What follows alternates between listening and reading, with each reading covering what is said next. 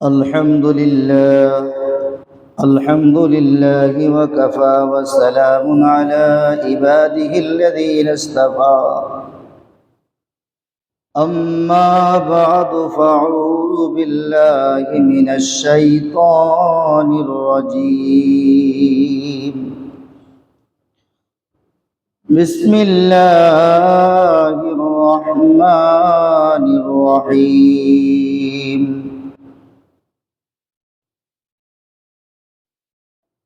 إن أول بيت وضع للناس للذي بكة مباركة وهدى للعالمين صدق الله المولانا العظيم وصدق رسوله النبي الكريم ونحن على ذلك من الشاهدين والشاكرين والحمد لله رب العالمين معزز मुकर्रम मुहतरम हाजिरीन আল্লাহ পাকের দরবারে শুকর যে আল্লাহ রাব্বুল আলামিন আজকে বরকতময় সময়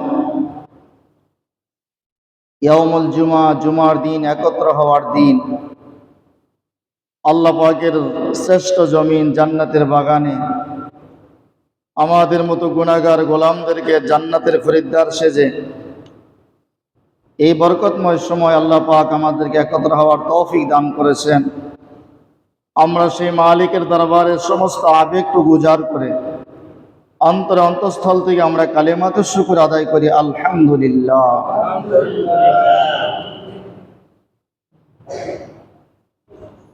নিঃসন্দেহে আল্লাহ রাব্বুল আলামিন সর্বপ্রথম মানুষের হেদায়েতের জন্য, বরকতের জন্য, সারা বিশ্বের মানুষের হেদায়েতের জন্য আল্লাহ তাআলা একটা ঘর বানিয়েছেন। যেই ঘরটা কাবায় অবস্থিত, বাক্কায় অবস্থিত। মক্কা আরেকটা নাম হলো বাক্কা।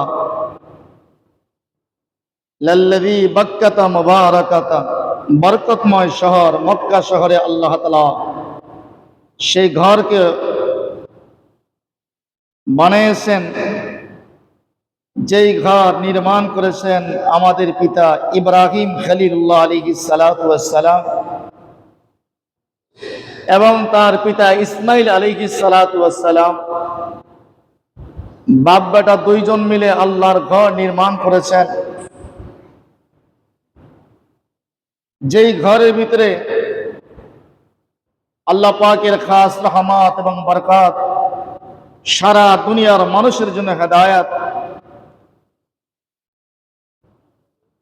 যেই ঘর নির্মাণ করেছেন রাজমিস্ত্রি ছিল ইব্রাহিম খলিলুল্লাহ আর জোগালি ছিল ইসমাইল জবিহুল্লাহ।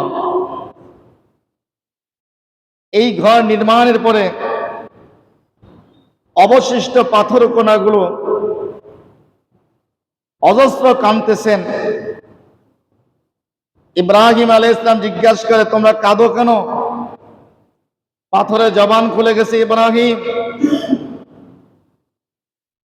আমরা তো আল্লাহর ঘরের সাথে লাগানো ছিলাম, আজকে আল্লাহর ঘরের সাথে আলাদা হয়ে গেলাম, এই ব্যথায় কাঁদতেছি। আল্লাহ পাক রব্বুল আলামিন বললেন, ইব্রাহিম তুমি এই পাথরগুলোকে সারা দুনিয়ার মধ্যে ছিটিয়ে দাও। ইব্রাহিম আলাইহিস সালাম বলেন, আল্লাহ এই পাথর ছিটানোর মতো শক্তি তো আমার নাই, আমি কেমনে সারা দুনিয়ার মধ্যে ছিটিয়ে দিব? আল্লাহ পাক রব্বুল আলামিন বললেন, হে ইব্রাহিম চেষ্টার মালিক তুমি, আর পৌঁছায় দাও দায়িত্ব আমি মওলার কুদরত কাজ করবে। ওয়াল্লাযীনা জাহাদু ফীনা লানাহদিয়ান্নাহুম সুবুলানা, তুমি চেষ্টা করো আমি আল্লাহ সহজ করে দিব। ইব্রাহিম আলাইহিস সালাতু ওয়াস সালাম পাথরগুলোকে সারা দুনিয়ার মধ্যে ছিটিয়ে দিলেন। আল্লাহ পাক রব্বুল আলামিন বললেন, হে ইব্রাহিম তুমি পাথর ছিটাও নাই, ওমা রমাইতা ইজ রমাইতা ওয়ালাকিন্নাল্লাহ রমা, যখন তুমি পাথর ছিটাইতেছিলা তোমার হাতের সঙ্গে আমি আল্লাহ কুদরতি হাত লাগাই দিয়েছিলাম।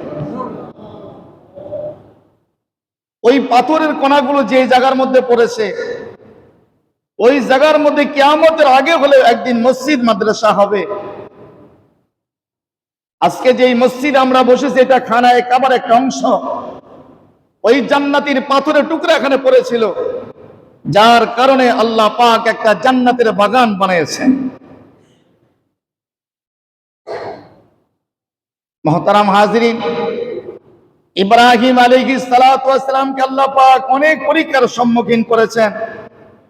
ইব্রাহিম আলাইহিস সালাতু ওয়াস সালাম প্রতিটা পরীক্ষায় ফার্স্ট ডিভিশনে পাস করেছে। এই জন্য ইব্রাহিম খলিলুল্লাহ হয়ে গেছে, আল্লাহর বন্ধু হয়ে গেছে। তার মধ্যে একটা পরীক্ষা ছিল 10ই জিলহজ। আজকে আমাদের যেই পরীক্ষা চলছে কুরবানির পরীক্ষা, ওই সময় ইব্রাহিম আলাইহিস সালাতু ওয়াস সালামের পরীক্ষা ছিল ছেলে কুরবানির পরীক্ষা, কিন্তু সেও পরীক্ষায় ইব্রাহিম ফেল করে নাই, বলে সেও পরীক্ষায় আল্লাহ পাকের দরবারে ফার্স্ট ডিভিশনে পাস করেছে। মুহতারাম হাজিরিন, সাহাবায়ে কেরাম আলাইহিস সালাতু ওয়াস সালাম আল্লাহর পয়গম্বরকে প্রশ্ন করলেন।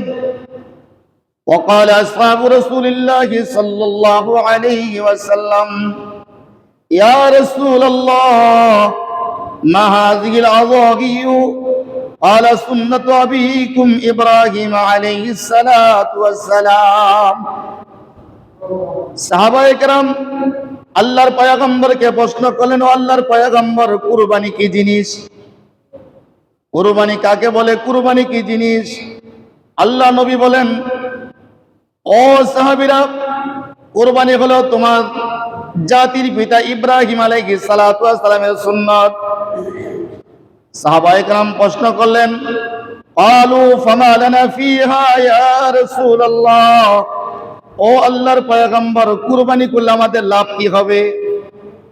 আল্লাহর পয়গম্বর বলেন, ক্বালা বিকুল্লি শারাতিন হাসানাতুন, বলে কুরবানি করলে তোমাদের লাভ হবে কুরবানিকৃত জানোয়ারের যত পশম আছে ওই পশমের সম পরিমাণ নাকি আল্লাহ তাআলা তোমাদের আমলনামায় দিয়ে দিবেন।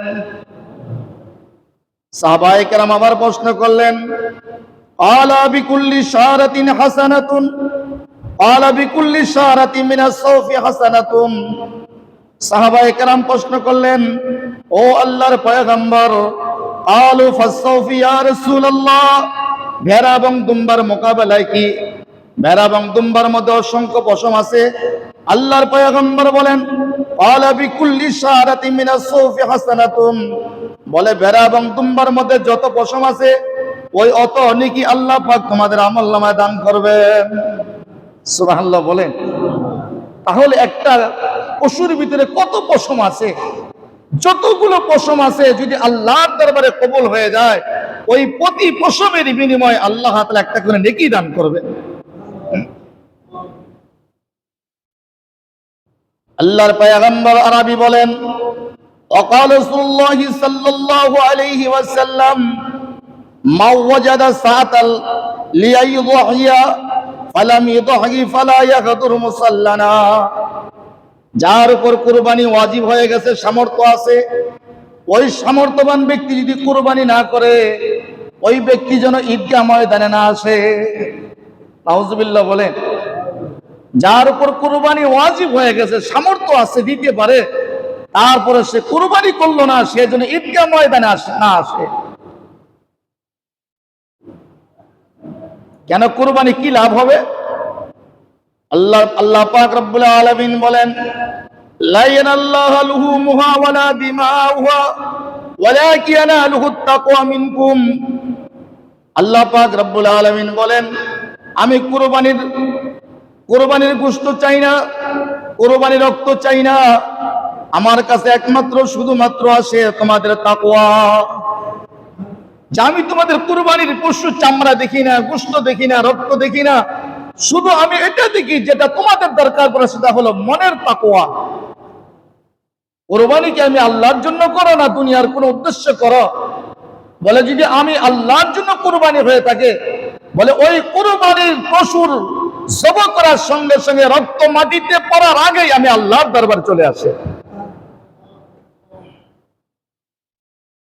এই জন্য কুরবানির 9-10 জিলহজ বনি আদমের সবচেয়ে দামি আমল হলো কুরবানি করা। যত আমল আছে সবচেয়ে দামি আমল হলো কি ভাই? কুরবানি করা, রক্ত প্রবাহিত করা। এই জন্য কুরবানি করবার অর্থ আল্লাহ নৈকট্য অর্জন করা। ইব্রাহিম আলাইহিস সালাতু ওয়াস সালাম নিজের সন্তানের গলায় ছুরি চালায়ে উনি খলিলুল্লাহ হয়ে গেছেন। আর দুনিয়ার জমিনে যদি কোনো বান্দা ইখলাসের সঙ্গে কুরবানি করে আল্লাহকে সন্তুষ্ট করার জন্য, ওই মানুষটা আল্লাহ নৈকট্য অর্জন করে আল্লাহ নিকটবর্তী হয়ে যায়। মুহতারাম হাজিরিন, এই জন্য আজকে আমাদের মাঝে যে কুরবানি আসতেছে, আমরা যদি কুরবানি একমাত্র কার জন্য করব?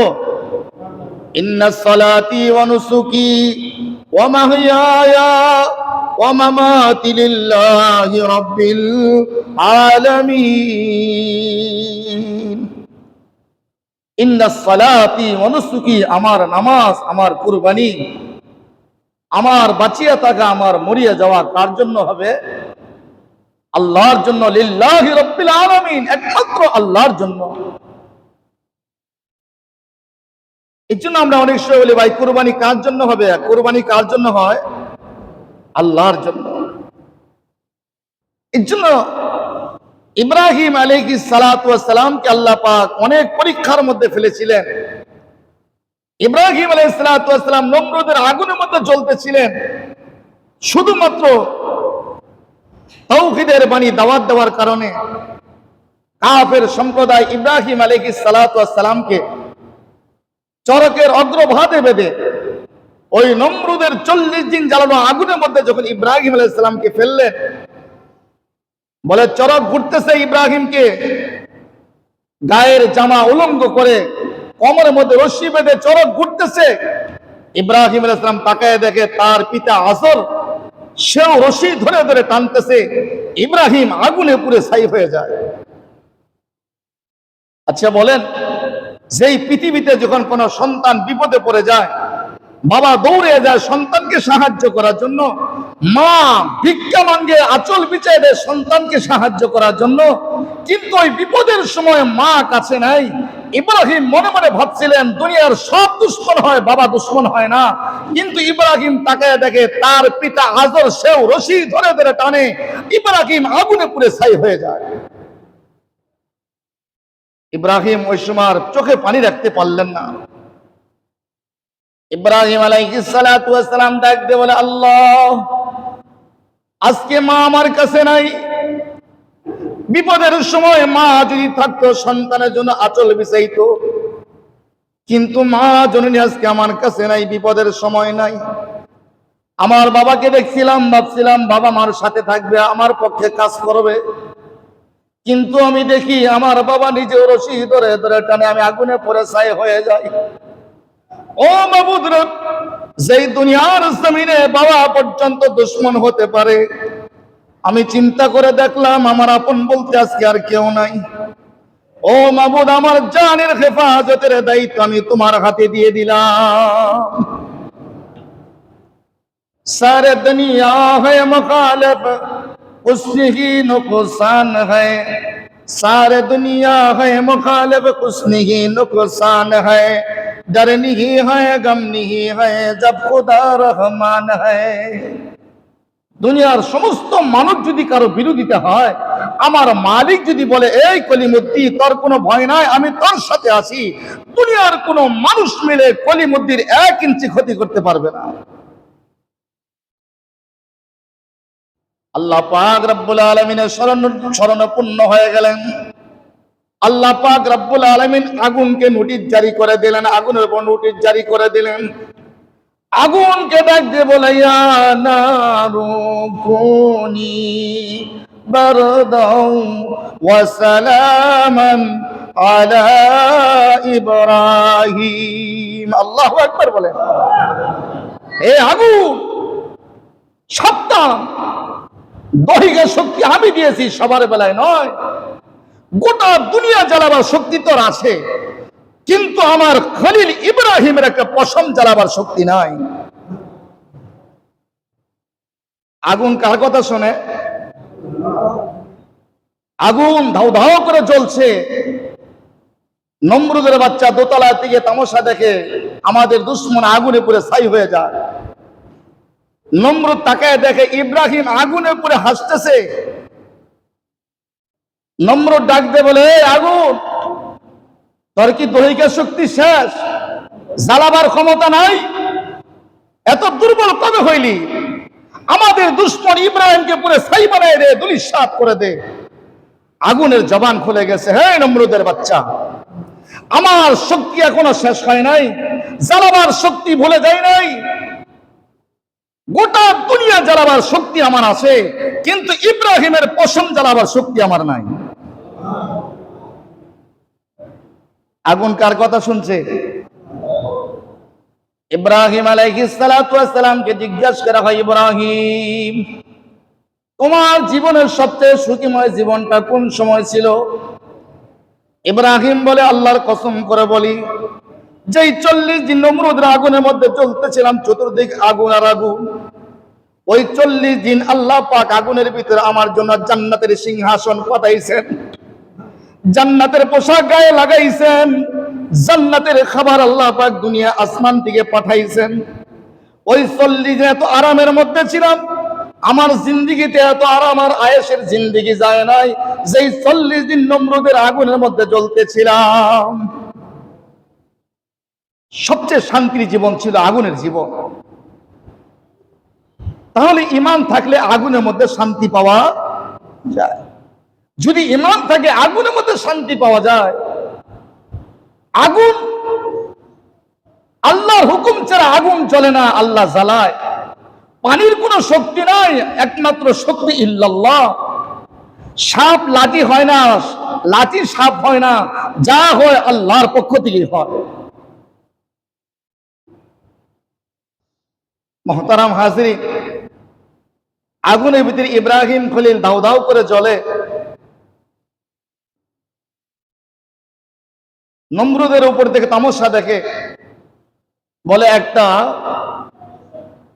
একটা ব্যাঙ, গর্তের ব্যাঙ লাফায় আগুনের দিকে যায়, আর একটু পেশাব করে আবার পিছন দিকে পিছায়।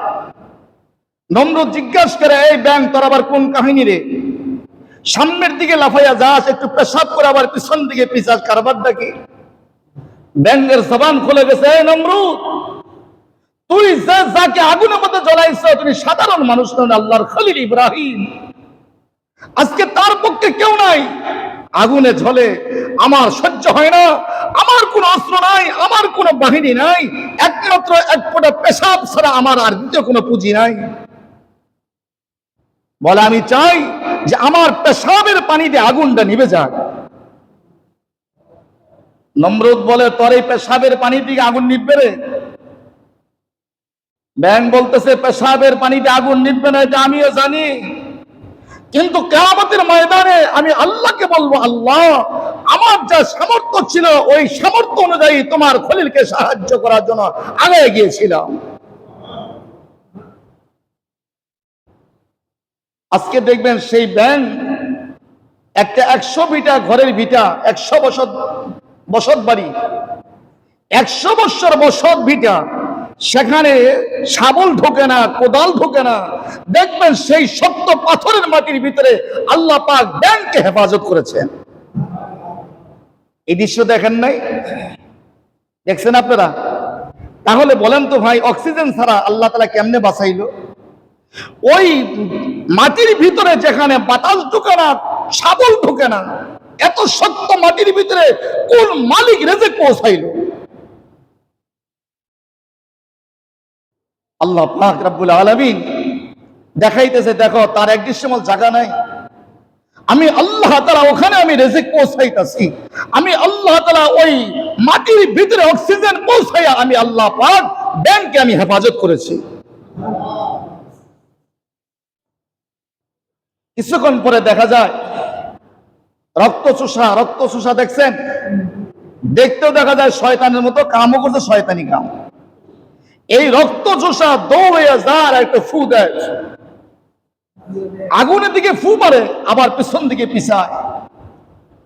নমরুদ ডাক দিয়ে বলে, এই রক্ত চোষা আবার তোর কোন কাহিনী রে? লাফাইয়া যাস, একটু ফু দে, আবার পিছন দিকে পিছাস, কারবারটা কি? রক্ত চোষা ডাক দিয়ে বলে, নমরুদ ঘাবড়াইস না, আমি তোর পক্ষে আছি, দেখোস না ফুয়ের অবস্থা? আমি ফু দিয়ে আগুনকে জ্বালিয়ে দেয় যাতে দুশ্মন তাড়াতাড়ি পুরো ছাই হয়ে যায়। নমরুদ ডাক দিয়ে বলে, তোর ফু কি আগুনের মধ্যে লাগে রে? রক্ত চোষা ডাক দিয়ে বলে, নমরুদ এই ফু ছাড়া আমার দ্বিতীয় কোনো সম্পদ নাই, আমি ফু দিয়ে দেখাইতে চাই আমি ইব্রাহিমের পক্ষে নয়, তোর নমরুদের পক্ষে কাজ করতেছি। বলে রক্ত চোষাকে যদি কোনো মুসলমান একবার সামনে পড়ে, ওই শয়তানকে যদি একটা বাড়ি দিয়ে কেউ মারতে পারে 100 নেকি আমলনামায় হয়ে যায়। একটা বাড়িটা শয়তানটা মারবেন। এই শয়তান নবীর বিপক্ষে কাজ করেছে, নমরুদের পক্ষে কাজ করেছে। এই জন্য শয়তানকে যদি একটা বাড়ি দিয়ে মারতে পারে 100 নেকি হয়ে যায়। মুহতারাম হাজিরিন, ইব্রাহিম আলাইহিস সালাতু ওয়াস সালাম, বাতাসের ফেরেশতা আসছে, আগুনের ফেরেশতা, বলে বাতাসের ফেরেশতা আসছে, বৃষ্টির ফেরেশতা আসছে, এসে বলে, ইব্রাহিম তুমি তো আগুনের মধ্যে বিপদে আছো, তুমি শুধু খালি বলো, আমি এমন বৃষ্টি অবতরণ করব, এখানে পানিকে নিবে, আগুন নিবে, পানি বানাই দিব। বাতাসের ফেরেশতা আসছে, ইব্রাহিম বলো কি সাহায্য করতে পারি? এমন তুফান সৃষ্টি করে দিব, এক জায়গার আগুন নিয়ে ওই লোহিত সাগরের মধ্যে ফেলবো। ইব্রাহিম আলাইহিস সালাম বলে, তোমরা কারা? বলে ফেরেশতা। বলে, আরে তোমরাও মাখলুক, আমিও তো মাখলুক, তোমাকে যে আল্লাহ বানাইছে আমার তো সেই আল্লাহই বানাইছে। আমি মাখলুকের সাহায্য চাই না, যদি আমার মালিক আগুনে ফেলে আমার মালিক খুশি হয়, আমি আগুনের ভিতরে পড়তে 1000 বার রাজি আছি। তোমাদের সাহায্যের, মখলুকের সাহায্যের আমার দরকার নাই। ওমাইয়াত্তাকিল্লাহ ইয়াজআল লাহু মাখরাজা, ওমাইয়াত্তাকিল্লাহ ইয়াজআল লাহু মাখরাজা। যখন কোন বান্দা 100 আল্লাহর উপর তাওয়াক্কুল করে, আমার আল্লাহ তার জন্য বিপদকে আল্লাহ পাক সহজ বানিয়ে দেয়। ওমাইয়াত্তাকিল্লাহ ইয়াজআল লাহু মাখরাজা ওয়া ইয়ারযুকুহু মিন হাইসু লা ইয়াহতাসিব। ওই বান্দার জন্য আল্লাহ তাআলা কোন জায়গা থেকে কখন খানা পাঠাবে দুনিয়ার কেউ জানে না। আগুনের ভিতরে আল্লাহ পাক রব্বুল আলামিন ইব্রাহিমের জন্য জান্নাতের পোশাক পাঠাইছে, জান্নাতের চেয়ার পাঠাইছেন, জান্নাতের খানা পাঠাইয়া আল্লাহ পাক আগুনকে বলেছে, আগুন রে, ইয়া নারু কুনি বারদাও ওয়া সালামান আলা ইব্রাহিম। সালাম, সালামত শান্তি, এই আগুন আমার ইব্রাহিমের জন্য না গরম না ঠান্ডা, না গরম না ঠান্ডা, এয়ার কন্ডিশন হয়ে যাও। বেশি গরম হলে আমার খলিল কষ্ট পাবে, ঠান্ডা যদি বেশি হয় তাও কষ্ট পাবে। না ঠান্ডা না গরম, সালাম শান্তিদায়ক হয়ে যাও। এই জন্য ইব্রাহিম আলাইহিস সালাম বলে, আমার জীবনের সবচেয়ে সুখীময় জীবনটা ছিল আগুনের জীবন। যেই 40 দিন নমরুদের আগুনে ছিলাম, এর চেয়ে আরাম আর শান্তির জীবন আমার কোনোদিন যায় না। মুহতারাম হাজিরিন, এই জন্য ঈমান, যদি আল্লাহ পাক কাউকে সাহায্য করেন, তাহলে আগুনের ভিতরেও, আগুন তো মাখলুক, আল্লাহর সৃষ্টি, আগুনের কোনো শক্তি নাই, পানির কোনো শক্তি নাই। একই পানি কাউকে ডুবাইয়া দেয়, একই পানি কারো রাস্তা হওয়ার জন্য পার করাইয়া দেয়। বলে পানির ভিতরে মুসলমানদের জন্য রাস্তা হয়ে যায়, আবার ওই পানি নমরুদের জন্য, ফেরাউনের জন্য গজব হয়ে যায়।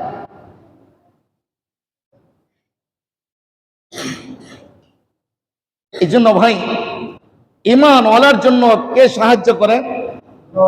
আল্লাহ সাহায্য করেন। এই জন্য ঈমানকে মজবুত করা, ঈমানকে মজবুত করা। আল্লাহ তাআলা বলেন, লা ইয়ানালাল্লাহু লুহুমুহা ওয়ালাকিন ইয়ানালুহুত তাকওয়া। বলে আমি তোমাদের কুরবানির গোশতও চাই না, বলে রক্তও চাই না, শুধু চাই তোমাদের ঈমান, তাকওয়া। যদি ঈমান মজবুত থাকে, ঈমান মজবুত থাকে, আমি আল্লাহ তাআলা তোমার ভিতর জিনিস দেখি, বলে বাহ্যিক দেখি না, যদি তুমি ইমানের সাথে কুরবানি করতে পারো, কুরবানির রক্ত জমিনে পড়ার আগেই আমি আল্লাহর দরবার চলে আসে। আর কিয়ামতের ময়দানে ওই কুরবানির খুর, কুরবানির চামড়া, কুরবানির পশম তোমার নেকির সাথে ওজন দিয়ে তোমাকে জান্নাতে পাঠানো হবে। মুহতারাম হাজিরি, তাহলে আমাদের কুরবানি যাদের সামর্থ্য আছে করা দরকার কিনা বলে? দরকার কিনা?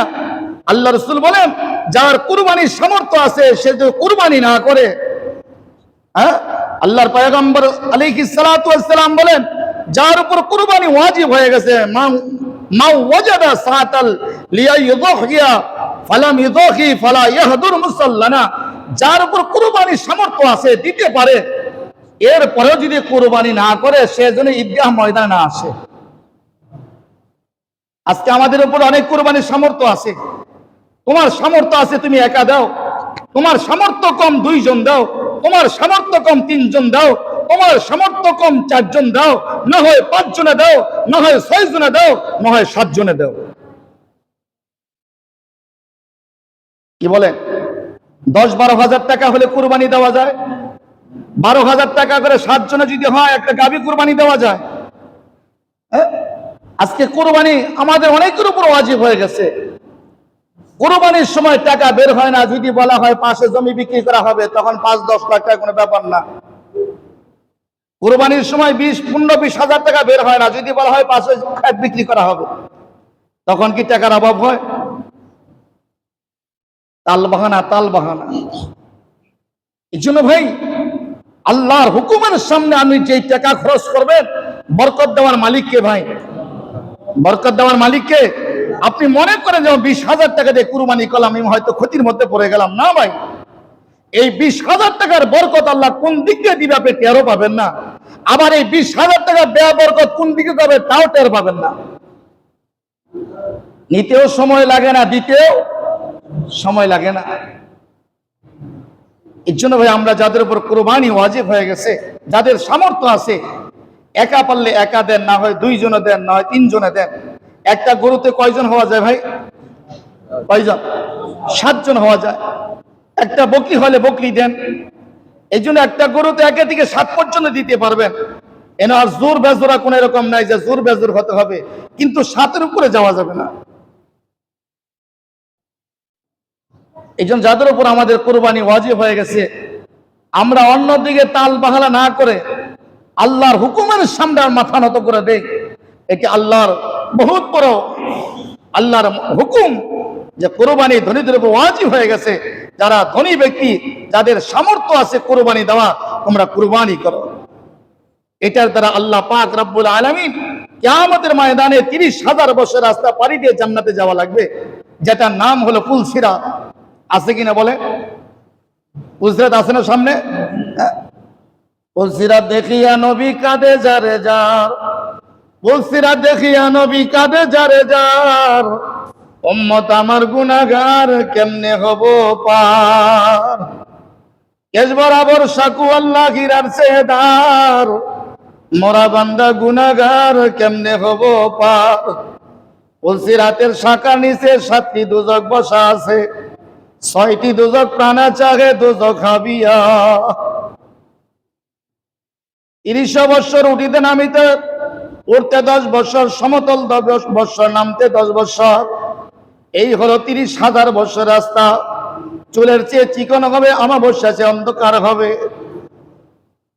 ও ভাই, হীরার চেয়ে দাঁড় হবে।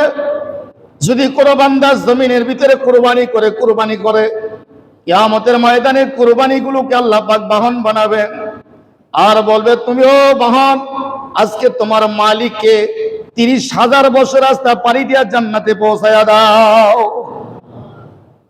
রাসূল বলেন, এই জন্য মোটা তাজা থেকে কুরবানি করিও। যেই পশু মোটা তাজা আছে ওটা থেকে কুরবানি করিও।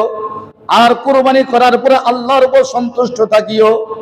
যদি কুরবানি তোমার জন্য কবুল হয়ে যায়, তাহলে এই কুরবানি তোমার জন্য ওই পুলসিরাতের পাড়ি দেওয়ার জন্য বাহন হবে, সোয়ারি হবে। আল্লাহ পাক রব্বুল আলামিন আমাদেরকে সবাইকে তৌফিক দান করুন, সকলে বলে আমিন। মুহতারাম হাজিরিন, কুরবানির অনেক মাসালা আছে। কুরবানির অনেক মাসলা আছে, চামড়ার মাসালা, গোশতের মাসালা, এটা এই বয়ানে বলা সম্ভব নয়। যদি কারো এরকম সমস্যা থাকে যে কোনো সময় ইনশাল্লাহ বলবেন, বলার চেষ্টা করবো ইনশাল্লাহ। কুরবানি অনেক মাসালা আছে, চামড়ার মাসালা, গোশত বন্টনের মাসালা, জবর মাসালা, অনেক মাসালা, কুরবানি অনেক মাসলা মাসাইল আছে। যদি আপনাদের কারো কোনো সমস্যা হয় ইনশাল্লাহ একা একা বলবেন, বলার চেষ্টা করবো ইনশাল্লাহ। আর যাদের উপর আমাদের কুরবানি ওয়াজিব হয়ে গেছে, আমরা অন্যদিকে তাল বাহানা না নিয়ে ওয়ামাকারু ওয়ামাকার আল্লাহ আল্লাহু খায়রুল মাকিরিন, যতই আপনি মক্করবাজি করেন, সবচেয়ে বড় মক্করওয়ালা কে? আল্লাহ। আল্লাহ সব বোঝে, আল্লাহ সব বোঝেন। ছেলে বিদেশ পাঠাইতে গেলে 10 লাখ টাকা সংগ্রহ হয়, জমি কিনতে গেলে 5-10 টাকা ব্যাপারই না, আর কুরবানি দেওয়ার সময় তোমার 10-15 হাজার টাকা বের হয় না। আল্লাহ এটা খুব ভালোই বোঝে। আল্লাহ পাক আমাদের সবাইকে বোঝার তৌফিক দান করুন।